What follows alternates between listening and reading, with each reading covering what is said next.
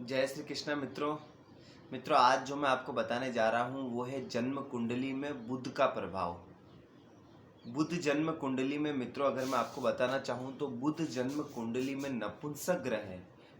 नपुंसक ग्रह क्यों कहा जाता है? क्योंकि बुध की संज्ञा बालक से दी गई है और छोटा जो बच्चा होता है वो नपुंसक की तरह ही होता है, तो नपुंसक ग्रह बुध को कहा गया है।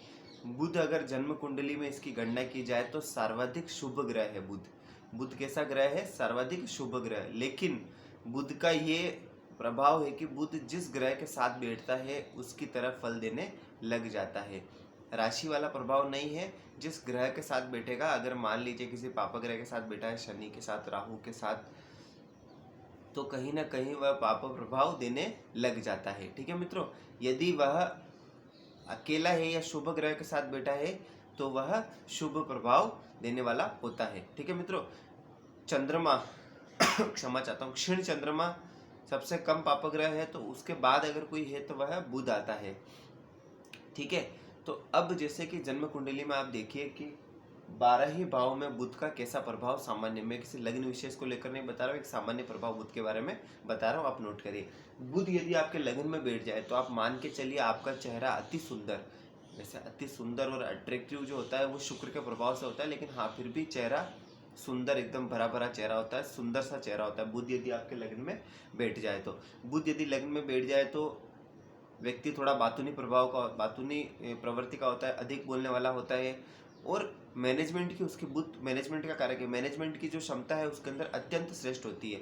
ठीक है, किसी भी परिस्थिति को मैनेज करना अच्छी तरीके से जानता है। बुध एक ऐसा ग्रह है कि लग्न में बैठ जाए तो व्यक्ति के अंदर वह उच्च कोटि का व्यापारी भी होता है, ये भी आप मान के चलिए। बुध व्यापार का कारक भी है, तो उच्च कोटि का व्यापारी भी होता है, क्योंकि सप्तम भाव पर भी उसकी दृष्टि पड़ती है। सप्तम भाव व्यापार का भी है, पत्नी का भी है, तो पत्नी भी उसकी कहीं न कहीं बुद्धिमान श्रेष्ठ होती है और उच्च कोटि का वह व्यापारी होता है। ठीक है मित्रों, बुध यदि द्वितीय भाव बैठ जाए, द्वितीय भाव वाणी का भाव है, तो वह श्रेष्ठ वक्ता कहलाएगा। बुध अगर अकेला बैठा है तो शुभ ग्रह है, तो कहीं ना कहीं कुटुंब में सुख दिलाने वाला, पैतृक संपत्ति अच्छी दिलाने वाला, और रस जीवा, जो जीवा का विचार भी द्वितीय भाव से किया जाता है, तो अच्छे खान पीन का शौकीन होता है। वैसे शुक्र से ज़्यादा खान पीन का शौकीन होता है, लेकिन बुध से भी देखा जाता है। ठीक है, तो अब यहाँ पर बैठ करके कहीं ना कहीं अष्टम भाव पर अपनी दृष्टि डालेगा। देखो, अगर पाप प्रभाव में है और अष्टम भाव पर दृष्टि डाल रहा है तो हार्ट की समस्या होने की पूरी संभावना रहती है, ये मैं आपको बता देता हूँ।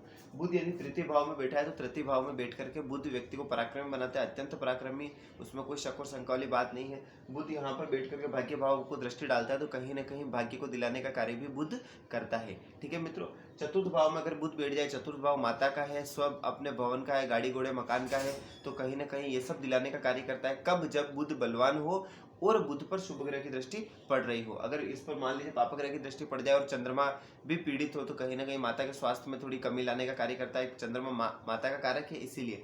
ठीक है, यहाँ पर बैठ करके दसम भाव पर दृष्टि डालेगा तो पिता के कार्य क्षेत्र में वृद्धि करने का कार्य करता है, अगर बुध बलवान हुआ तो। ठीक है मित्रों, और कहीं ना कहीं यहाँ पर दृष्टि डाल करके कार्य क्षेत्र में भी एक अकाउंटेंट, मैनेजमेंट, इन सभी कार्य क्षेत्र में सफलता दिलाने का कार्य बुध करता है। ठीक है मित्रों, पंचम भाव में अगर बुध बैठ जाए तो पंचम भाव में, पंचम किसका भाव है? ज्ञान का भाव है, संतान का भाव है, प्रेम का भाव है। यहाँ पर अगर बुध आकर बैठ जाए तो व्यक्ति को बुद्धिमान, अत्यंत बुद्धिमान व्यक्ति अगर पढ़ के सीए बनना चाहे तो यहाँ पर बैठकर बन सकता है। यहाँ पर बैठ करके व्यक्ति अकाउंटेंट, मैनेजमेंट का कार्य भी व्यक्ति कर सकता है।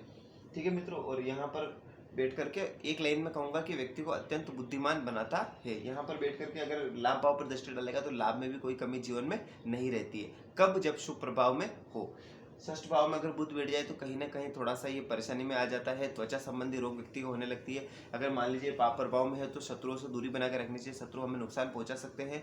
ठीक है मित्रों, और शत्रु बुध यहाँ पर आकर के बैठ जाए तो कहीं ना कहीं हार्ट संबंधी समस्या भी हो सकती है। अष्टम भाव में ज़्यादा समस्या होगी हार्ट की, यहाँ पर रहेगा तो त्वचा संबंधी समस्या थोड़ी सी हो सकती है। ठीक है मित्रों, यहाँ पर बैठ करके व्यय भाव पर दृष्टि डालेगा। पाप प्रभाव में है तो अनाप शनाप पैसे व्यर्थ में खर्च होंगे, अस्पतालों में खर्च होंगे, कोर्ट कचहरी में खर्च होंगे, लेकिन शुभ प्रभाव में हुआ तो कहीं ना कहीं ये सब खर्चे बचेंगे, अच्छे कामों में पैसे खर्च होंगे। ठीक है मित्रों, सप्तम भाव में अगर बुध बैठा है तो सप्तम पत्नी का कारक है, सप्तम भाव पत्नी का भाव है, और सप्तम भाव व्यापार का घर भी है, तो कहीं ना कहीं पत्नी भी इसकी सुंदर होती है और व्यापारी, उच्च कोटि का व्यापारी वह बनता है। ठीक है, लग्न पर दृष्टि डालेगा तो व्यक्ति को थोड़ा अधिक बोलने वाला ही बनाता है और व्यापार को वो समझने वाला होता है, व्यापार को वो अच्छी तरीके से समझ करके करने वाला व्यक्ति होता है। ठीक है मित्रों, अष्टम भाव में अगर बुध बैठे और पाप प्रभाव में आ गए 100% हार्ट का रोगी बनाएंगे। अपना हार्ट का विशेष ध्यान रखिए। मैं आपको कह रहा हूँ त्वचा संबंधी रोग आपको देंगे ही देंगे। यहाँ पर बैठ करके अगर शुभ प्रभाव में हुआ तो गुप्त विद्याओं के जानकार भी बनाएंगे, लेकिन यहाँ पर बैठ करके अगर पाप प्रभाव में आ गया तो मैंने जितनी भी समस्या बताई वो समस्या आपके साथ होने वाली है।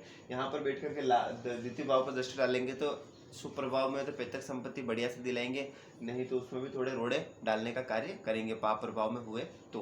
यहाँ पर बैठ करके भाग्य को दिलाने का कार्य करते हैं। भाग्य भाव में कोई भी ग्रह हो, कोई ऐसा भी ग्रह हो, बुध से लेकर राहु से लेकर केतु से लेकर शनि मंगल गुरु शुक्र जो भी जैसा भी ग्रह हो, सारे ग्रह अच्छा फल देंगे, ये आप नोट करके रख लो। ठीक है मित्रों, यहाँ पर बैठ करके भाग्य को अच्छा दिलाने कार्य करेंगे, व्यक्ति को पराक्रमी बनाएंगे। दसम भाव में अगर बुध बैठ जाए तो व्यक्ति अपने कार्य क्षेत्र से जीवन में सफलता प्राप्त करने वाला होता है, अच्छे से कार्य क्षेत्र में सफलता प्राप्त करता है। अकाउंटेंट, चार्टेड अकाउंटेंट या फिर अकाउंट का कार्य संबंधी ऐसा कोई भी कार्य हो जो पिता का कार्य हो, या ऐसा कोई भी व्यापार संबंधी कार्य हो, अकाउंटिंग का कार्य हो, तो वह करके श्रेष्ठ सफलता प्राप्त करता है। ठीक है, 11वें भाव में अगर बुध बैठ जाए तो मान के चलिए कि व्यक्ति के लाभ में कोई कमी नहीं रहती है। यहाँ पर बैठ करके अगर यहाँ दृष्टि डालेंगे तो अगर केवल बुध ही बैठा है तो कन्या ही कन्या संतति देगा, ये आप मान के चलिए।